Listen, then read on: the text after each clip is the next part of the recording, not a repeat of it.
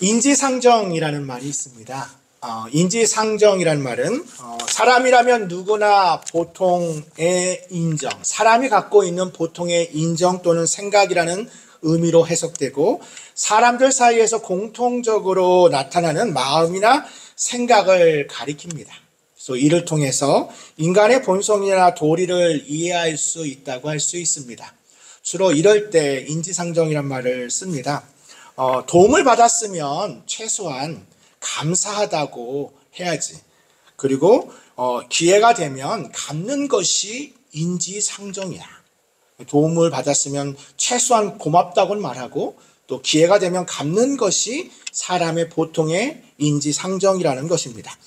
그런데 그 인지상정의 도리를 지키지 않을 경우에 우리는 이렇게 말하죠. 어떻게 이럴 수 있어? 사람이 어떻게 이럴 수 있지? 이렇게 말할 때가 있습니다. 인간의 도리를 지키지 않는 것에 대한 마음의 분노를 표현합니다. 오늘 본문에 나오는 다윗의 마음을 제가 묵상하면서 다윗의 마음을 표현할 수 있는 말이 있을까? 지금 다윗이 갖고 있는 이 마음, 그 마음은 어떻게 이럴 수 있어? 어떻게 이럴 수 있어? 다윗이 가지고 있는 마음이라는 것이 묵상하게 되었습니다. 블레셋 사람들이 그일라 백성을 타작마당을 이제 습격하는 것이 지난주 본문에 저희가 봤던 본문입니다. 그런데 그 다윗이 그 소식을 듣고 나서 다윗의 사람들이 반대했음에도 불구하고 다윗은 하나님께 기도한 후에 그일라 백성들을 도우러 갑니다. 오늘 본문에도 나와 있지만 사실 그일라는, 그 지역은 문과 문빗장이 있는 지역이라는 건데, 이게 무슨 말이냐면 한 번 들어가면 그 들어간 곳으로 다시 나오면, 그것만 막으면 다시 나올 수 없는 그런 지역입니다. 한마디로 한 번 들어가면 탈출하기가 어려운 지역이 그일라 지역입니다. 그럼에도 불구하고 다윗은 기도하였기 때문에 한계를 뛰어넘는 신앙으로 기도한 후에 하나님의 뜻에 순종하여 가서 그일라 백성들을 블레셋으로부터 구하게 됩니다. 이쯤 되면 다윗이 그일라 백성들한테 영웅 또는 은인이 되어야 마땅하죠. 그런데 사울이 그 소식을 들어요. 그일라에 다윗이 왔다는 소식을 듣자 다윗을 잡기 위해 군사를 동원해서 이제 그일라로 온다는 소식을 다윗이 듣게 됩니다.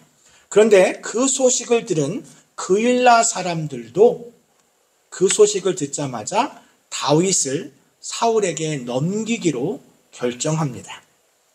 사울이 다윗을 쫓아 그일라까지 온 소식을 들은 그일라 사람들은 다윗을 사울에게 넘겨주기로 결정을 해요.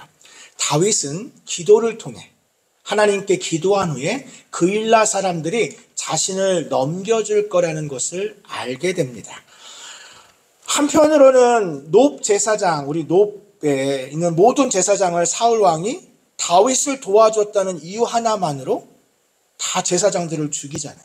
그러니까 한편으로는 그일라 사람들의 마음을 이해할 수 있지만, 그러나 다윗의 마음은 어떨까요? 자기가 목숨을 걸고 그일라 백성들을 도와주기 위해 왔는데, 목숨을 걸고 왔는데 그일라 사람들이 자기가 위험에 빠지니까 다윗을 그냥 사울에 넘겨주기로 한, 사실은 서운한 마음을 넘어 배신감마저 느끼게 됩니다. 지금 다윗은 그런 마음, 어떻게 이럴 수 있어? 라는 마음에 처해 있습니다. 어떻게 이럴 수 있어? 이 마음은 첫 번째로 배신으로 마음이 무너지는 순간입니다. 어떻게 이럴 수 있어는 배신감으로 우리의 마음이 무너지는 순간입니다. 다윗은 지난주에 본 대로 기도하는 사람이었습니다. 사울 왕이 자신을 잡으러 온다는 소식을 기도한 후에 그 내용을 알게 됩니다. 그리고 하나님께 묻습니다. 하나님, 그일라 사람들이 나와 내 사람들을 사울의 손에 넘기겠나이까? 그런데 하나님께 다윗이 그일라 사람들을 배신하고, 그러니까 다윗을 배신하고 사울에게 자신을 넘겨줄 것을 알려주세요. 그런데 다윗의 마음이 어떨까요? 하나님께 응답받았어요. 다윗은 그렇다 치고 다윗의 사람들은 어떤 마음이 들었을까요? 목숨을 걸고 지킨, 목숨을 걸고 도운 대가라는 것이 바로 배신이라는 이 사실에 다윗과 그의 사람들의 마음은 아마 무너지게 합니다. 어떻게 이럴 수 있어? 라는 배신감으로 마음이 무너지는 순간입니다. 혹시 여러분도 여러분의 삶의 자리에서 이렇게 어떻게 이럴 수 있어? 라는 배신감을 느낀 적이 있으신가요? 저도 뭐 아주 그런 심한 배신감은 아니지만 어떻게 이럴 수 있지? 라는 마음이 들 때도 있습니다. 그래서 저는 그런 마음이 들 때마다 제가 하는 것이 있습니다. 그런 감정이 어려울 때 그런 감정을 극복하는 마음이 있습니다. 하나는 그건 무엇이냐면 저는 이렇게 합니다. 난 예수님께 이런 적이 없나? 예수님께서 나를 보시고 어떻게 이럴 수 있어? 라고 그런 마음을 들게 할 때는 없나? 성경에 그런 마음을 들게 하는 구절이 있습니다. 마태복음 18장에 나오는데요. 1만 달란트, 10,000달란트 빚을 탕감받은 이야기가 나옵니다. 10,000달란트는 엄청난 금액입니다. 도저히 갚을 수 없는 그 금액, 도저히 갚을 수 없는 그 은혜를 받은 사람이 나가서 자신에게 100데나리온 빚진 사람을 만나게 됩니다. 지금 1만 달란트를 탕감받은 사람이 나와서 자신에게 100데나리온 빚진 사람을 만나자 그의 목을 잡고 그를 옥에 가두는 일을 할 때 예수님께서 이렇게 말씀하십니다. 내가 너를 불쌍히 여김같이 너도 내 동료를 불쌍히 여김이 마땅하지 아니하냐. 배신으로 어떻게 이럴 수 있어라는 마음이 들 때 우리는 이런 마음을 가져야 합니다. 감정일 때 다윗은 그 감정이 들 때 하나님을 바라봤습니다. 하나님을 바라보기에 다시 기도하고 순종할 수 있습니다. 토마스 아 캠피스가 쓴 그리스도를 본받아라는 책에 그는 이렇게 말합니다. 예수님의 천국을 사랑하는 사람들은 많지만 십자가를 지는 사람은 드물다. 편안함을 원하는 사람들은 많지만 고통을 원하는 사람들은 없다. 드물다. 예배를 함께하는 사람들은 많지만 금식을 함께하는 사람은 드물다.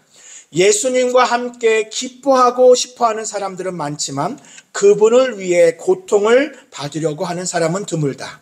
떡을 떼어 먹는 예수님을 따르는 사람들은 많지만 그분의 고난의 잔을 마시는 사람은 드물다. 많은 사람들이 그분의 기적에 대해서는 경탄하지만 그분의 십자가의 굴욕을 따르는 사람은 드물다. 많은 사람이 자기에게 어려움이 없으면 예수님을 사랑하지만 많은 사람들이 예수님으로부터 위로를 받는 한 그를 찬양하고 축복하지만 그러나 예수님께서 자신을 물러나면 불평하고 완전한 절망에 빠집니다. 자신의 편안함을 위해가 아니라 예수님의 자존심을 위해 예수님을 위해서 사랑하는 사람들은 마음의 모든 시련과 고통에서 그를 찬양하고 기뻐합니다. 만약 그분이 영원히 그들에게 위로를 주지 않는다 할지라도 여전히 그분을 찬양하고 감사를 드립니다. 이것이 바로 얼마나 순수한 예수님의 사랑, 자기 이익과 자기 사랑에서 자유로운 예수님의 사랑이 아니겠는가. 편안함을 항상 찾는 자들은 모두 용병이 아니겠는가. 자신의 이익과 이득을 항상 생각할 때 그들은 그리스도가 아닌 자기를 사랑하는 자로서 자신을 드러내지 않는가. 토마스 안케피스가 말한 것은 바로 우리가 예수님을 사랑한다고 말하면서도 자신의 유익을 따라 예수님을 사랑한다는 것입니다. 배신으로 마음이 무너지는 순간에도 다윗처럼 우리는 주님께 마음을 다하여 기도하고 주님의 말씀을 들어야 합니다. 다윗은 사실 아무 말도 하지 않고 그일라를 떠납니다. 성경에는 다윗이 그일라 사람들을 향해서 어떠한 말도 하지 않았습니다. 기록되어 있지 않습니다. 비록 그는 다시 이제 광야의 삶으로 나아가야 합니다. 이제 다윗은 그일라에 머물 수 없고 다시 광야로 또 숨어 있어야 하고 이제는 사실은 그일라 백성들을 도왔을 때 이제는 내가 그일라에 머물면서 이제는 동굴도 이제는 광야에도 살지 않아도 되지 않을까라는 그런 마음이 있었을 텐데 그런 마음을 뒤로 한 채 다시 광야로 향하는 발걸음이지만 다윗은 단 한마디도 원망하지 않고 그일라를 떠납니다. 그리고 오히려 그곳을 떠남으로, 자기가 떠남으로 그일라 백성들을 사울의 손에서 구원하게 됩니다. 자기가 거기에 남아있으면 그일라 백성들도 위험에 빠질 수 있다는 것을 알았다는 것입니다. 어떻게 이럴 수 있어? 이 두 번째는 오랜 피로가 쌓여있는 순간입니다. 우리가 어떻게 이럴 수 있어? 라고 말하는 순간은 오랜 피로가 쌓여있는 순간이에요. 이건 사실 오랜 피로가 쌓여있다라는 말은 성경에 기록되어 있지는 않습니다. 이건 제 상상력에서 나온 말입니다. 제가 보기에 다윗은 오랜 피로로, 극도의 피로로 쌓여 있었을 것 같습니다. 우리의 삶을 돌아보면 우리 모두는 참 피로로, 오랜 피로로 힘들어하고 있습니다. 다윗이 얼마나 힘들고 오랜 피로로 괴로운 삶, 오랜 피로가 쌓여 있을까 한번 생각해 보게 되었습니다. 오늘 본문에도 보면 그일라 백성들을 향해서 사실 다윗은 한 번 질문하는 것이 아니라 두 번 질문합니다.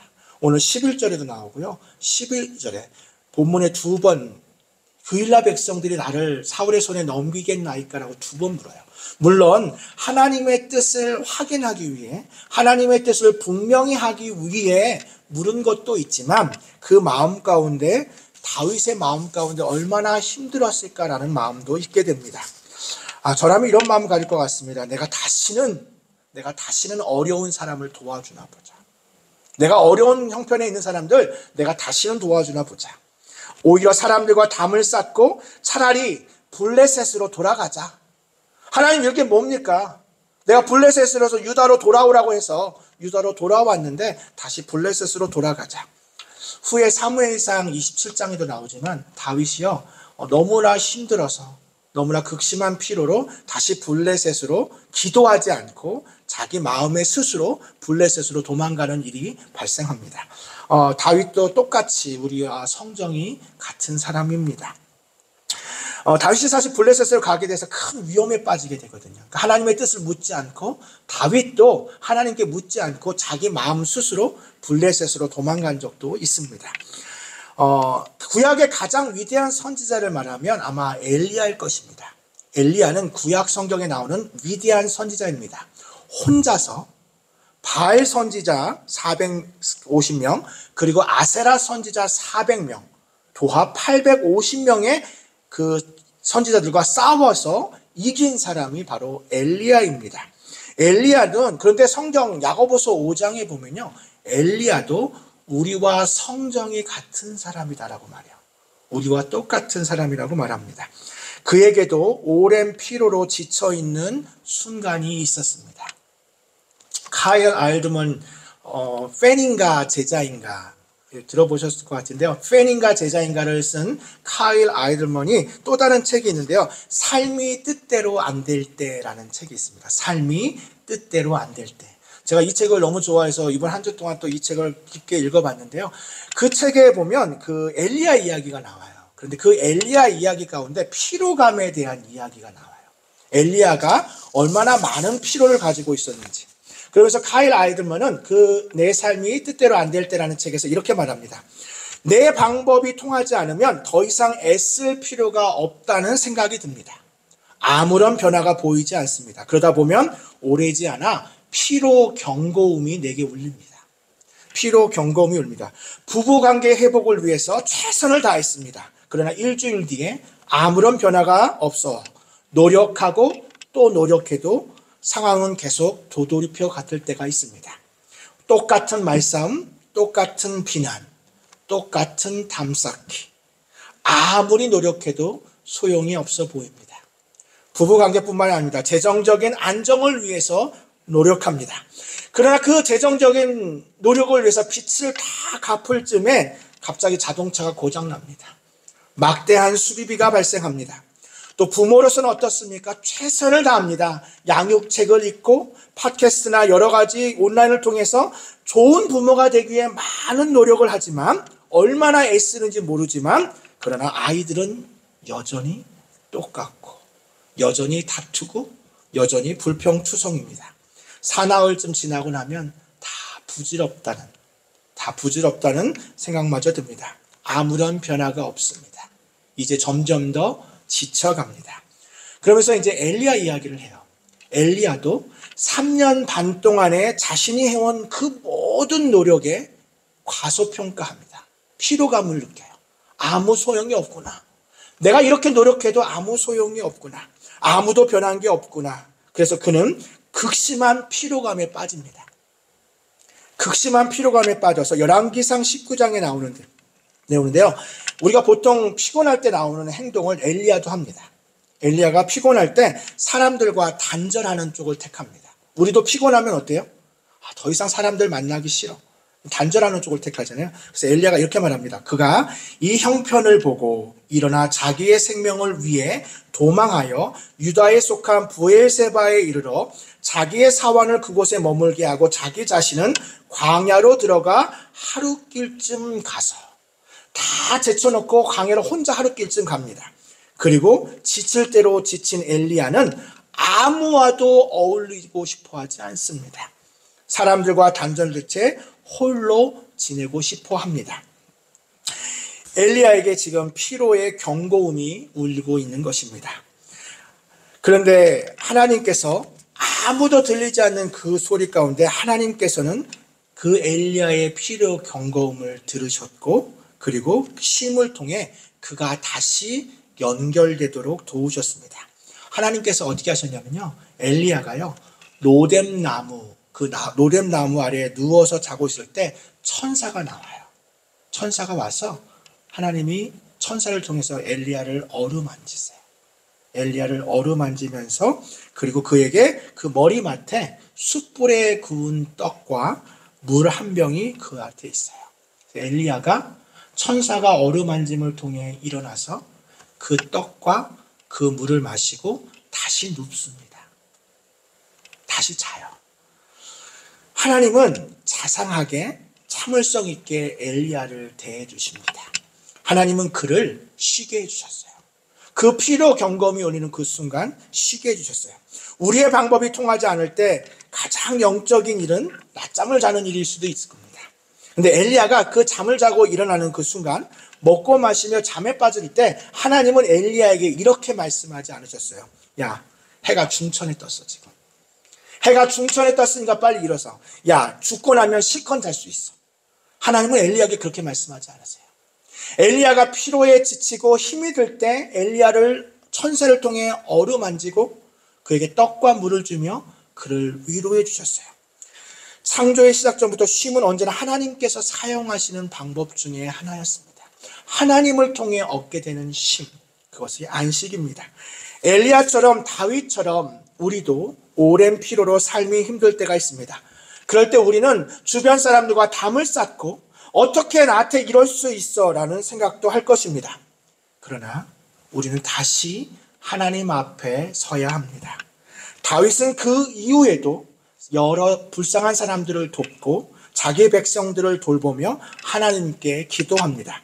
로뎀나무 아래서 우리를 어루만지며 돌보시는 그 하나님의 손길에 힘을 얻고 다시 믿음으로 나아가야 합니다.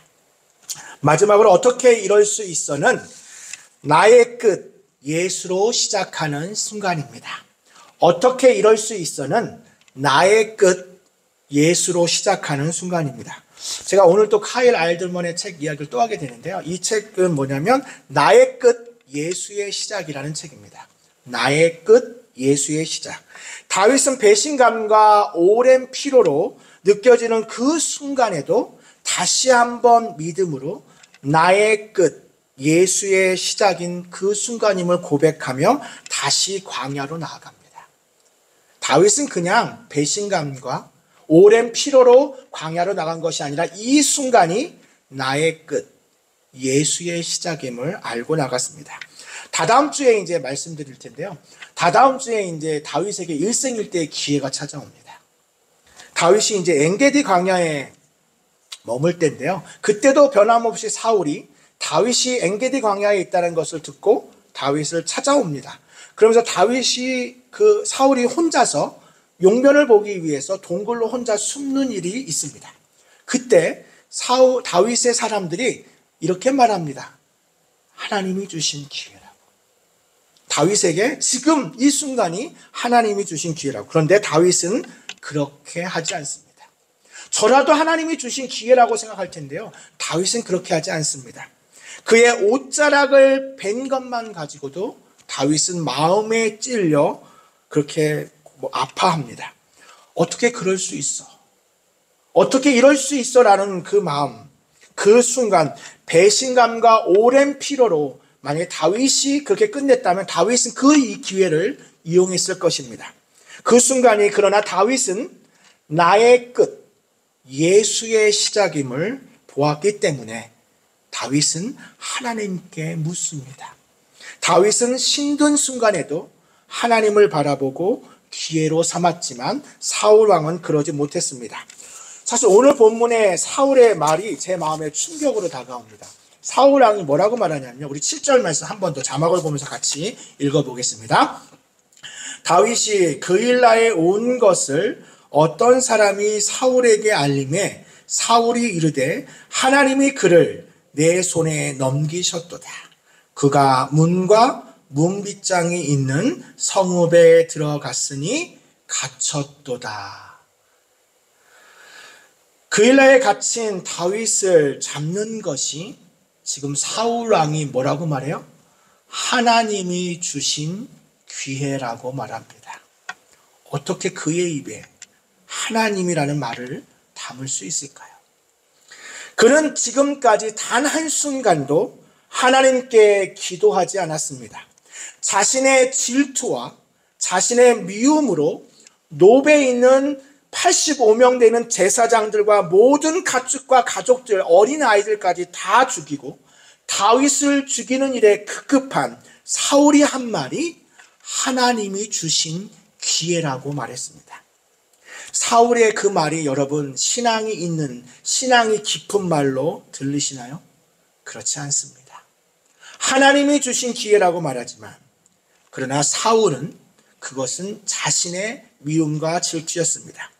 우리가 어려움을 겪고 또 배신을 당하고 오랜 피로가 있어도 그 순간 이것이 나의 끝, 예수의 시작이라는 신앙 고백으로 이어지지 않으면 그 배신, 그 오랜 피로는 그 경험들이 나의 자랑이요, 나의 의요, 나의 교만이요, 다른 사람을 정죄하는 일에 사용됩니다. 우리 모두는 배신을 당할 수도 있고 우리 모두는 오랜 피로에 쌓여 있을 수 있지만 어떻게 이럴 수 있어라는 그 순간이 나의 끝, 예수의 시작이라는 순간, 이 고백이 없으면 우리는 똑같이 사울 왕처럼 이것이 하나님이 주신 기회라고 생각하고 다윗을 죽이려고 합니다. 어떻게 이럴 수 있어? 라는 것은 나의 끝, 예수의 시작임을 알아야 합니다. 카일 아이드먼이 나의 끝 예수의 시작이라는 이 책에서 깨어짐이라는 그 본문이 있는데 거기에 다른 사람의 책인데요. 깨어짐이라는 책을 인용한 구절이 있습니다. 그 깨어짐이라고 하는 책에 보면 윌리엄 맥도날드가 물질 세상에 대해서 깨어진 것은 가치를 잃어버려요. 여러분 깨어진 거는 가치를 잃어버립니다. 유리컵이든 접시든 깨지면 가치를 잃어버립니다. 흠집이 나면 그것으로 끝이 납니다. 그런데 영적 세계는 다릅니다. 영적 세계에서는 깨어진 것이 귀합니다. 왜냐하면 그 깨어진 사람들을 통해 하나님의 아름다우심과 능력이 나타나기 때문입니다. 그래서 그 책에 보면 예레미야 이야기가 나와요. 하나님께서 갑자기 예레미야를 보내세요. 예레미야를 토기장의 집에 보내요. 너 갑자기 토기장의 집에 가. 그래서 예레미야 18장에 보면 예레미야가 토기장의 집에 갑니다. 근데 토기장에 가니까 토기장이가 농로를 이제 돌려가지고 그릇을 빚고 있는 장면이 있어요. 예레미야가 도착할 때 토기장이가 이제 자기를 그릇을 빚고 있었어요. 근데 실수로 그 그릇이 터지고 맙니다. 그 농로에 했던 그 그릇이 터지고 말아요. 근데 토기장이가요 개의치 않아요. 왜요? 왜 개의치 않냐면 그 깨진 부분을 다시 진흙을 주물러서 자기 의견에 좋은 대로 예레미야 18장 4절에 보면 자기 의견에 토기장의 의견에 좋은 대로 다시 토기를 빚고 있어요. 그때 하나님의 말씀이 예레미야에게 옵니다. 이스라엘 족속아 이 토기장이가 하는 것 같이 내가 능히 너희에게 행하지 못하겠느냐. 이스라엘 족속아, 토기장이의 손에 있음 같이 너희가 내 손에 있느니라. 망가져버린 토기를 버리지 않고 다시 농로를 돌리시는 토기장이 하나님. 이 얼마나 아름다운 그 하나님께서 주신 말씀입니까? 토기장이는 자기 의견에 좋은 대로 또 다른 그릇을 만듭니다. 같은 진흙이지만 완전히 새로운 그릇이 됩니다. 망가진 진흙 한 덩어리가 하나님, 예술가로 인해서 다시 숭화된 것처럼. 그래서 책의 마지막에 보면 나는 늘 이렇게 기도한다. 하나님 제 깨진 조각을 당신 의견에 좋은 대로 다시 빚어주십시오. 하나님, 내 깨진 마음, 하나님 내 상처 어떻게 이럴 수 있어 하는 이 마음 당신의 의견에 좋은 대로 다시 빚어주십시오. 다윗은 오늘 그 일날을 떠나 광야로 가면서 그의 마음에 다시 한번 사람을 의지하지 않고 더욱 하나님을 의지하며 믿음으로 살 것을 다짐합니다. 카일 아이드먼의 책 제목대로 나의 끝 예수의 시작의 삶을 살아갑니다. 어떻게 이럴 수 있어라는 세상을 우리는 살아가지만 때론 나의 마음이 금이 가서 또 깨지고 볼품이 없어 보일지라도 토기장이 되신 주님께서 다시 우리를 아름답게 빚어주실 것입니다. 그런 마음으로 나아가는 다윗의 발걸음, 여전히 광야이지만 그 광야에서도 하나님은 다윗과 함께 하십니다. 다윗을 잡으러 온 사울왕은 이것이 하나님이 주신 기회라고 생각했지만 실상은 이렇게 마무리합니다. 오늘 본문 14절은 이렇게 마무리합니다. 하나님이 함께 하신 인생의 분명한 결과를 보여줍니다. 제가 읽어드리겠습니다. 사울이 매일 찾되 하나님이 그를 그의 손에 넘기지 아니하시리라. 여기서 첫 번째 나오는 그는 다윗이고 두 번째 그는 사울 왕입니다. 사울 왕은 자신이 주어인 사람, 나의 끝, 예수의 시작을 경험하지 않고 하나님의 이름을 부르는 자들입니다. 비록 왕궁에 있지만 자신의 권력을 사람을 부려 다윗을 잡을 수 있는 그 권력의 이치에 있지만 그러나 하나님이 주어인 다윗, 나의 끝 예수의 시작을 결심한 다윗은 그 다윗을 잡기 위해 사울이 매일 찾되 하나님이 그를 그의 손에 넘기지 아니하시면 왕이라도 아무것도 할 수 없습니다. 말씀을 정리하겠습니다. 말씀을 정리하면서 제가 한 사진을 하나 보여드릴 텐데요. 한번 이 사진을 좀 보시면 이 사진은 킨스키라고 하는 그 도자기입니다. 여러분 한번 보신 적이 있는지 모르겠는데요. 일본에서 유행하는 아주 1500년대 일본에서 개발된 도자기의 복원 과정 중에 하나입니다. 도자기 복원인데요. 깨진 조각들을 봉합을 해요. 깨진 조각들을 봉합을 하는데 그 깨진 균열을 숨기지 않고 오히려 화려하게 강조하고 금을 그 위에 그립니다. 깨진 균열에 금을 위에 칠해서 오히려 더 예쁘고 아름다운 도자기가 완성됩니다. 일반적으로 깨졌던 물건들은 할인해서 팔거나 못 팝니다. 그런데 이 킨스키 도자기는 그렇지 않습니다. 이 도자기는 실제로 깨지기 전보다 더 아름답고 더 가치가 있어서 수많은 수집가들이 이 소중한 도자기를 고의로 일부러 깨서 금을 그 완전하게 만들기 위해 의도적으로 행해졌다는 비난을 받은 적도 있는 게 바로 이 도자기입니다. 제가 한번 인터넷 찾아보니까 500불가량 되더라고요. 이 도자기. 이 킨스키 도자기. 근데 저는 이 킨스키 도자기를 보면서 이 도자기가 바로 천국의 원리와 매우 유사합니다. 깨진 자들이 가치 있다는 것입니다. 어떻게 이럴 수 있어라는 세상을 살아가는 우리, 배신감과 오랜 피로로 쌓여있는 우리의 삶. 그러나 하나님은 그 어떻게 이럴 수 있어라는 순간을 아름답게 빚어가는 다윗처럼 나를 빚어가는 순간인 줄 믿습니다. 그 순간이 바로 저와 여러분을 향한 하나님의 사랑인 줄 믿습니다. 기도하겠습니다. 사랑의 하나님, 이 땅을 살아가면서 어떻게 이럴 수 있어라는 상한 감정과 깨어진 마음, 그리고 배신을 당하는 경우가 있습니다. 그런 우리의 깨진 마음은 어찌 보면 볼품없고 초라하기까지 합니다. 그러나 그런 깨진 도자기에도 금을 칠하고 다시 하나님께서 토기장이가 되어서 새로운 길로 인도하심을 믿는 다윗처럼 우리에게도 그런 믿음을 주셔서 이 땅 가운데 하나님의 일하심을 믿고 광야 가운데서도 소망을 잃지 않고 믿음으로 나아가는 우리 모두가 되게 하여 주시옵소서. 나의 끝, 예수의 시작이 이루어지는 오늘 나의 삶, 믿음의 여정이 주님 다시 오실 때까지 기쁨으로 그 순종의 길, 그 사랑의 길 걸어가는 우리 모두가 되게 하여 주시옵소서.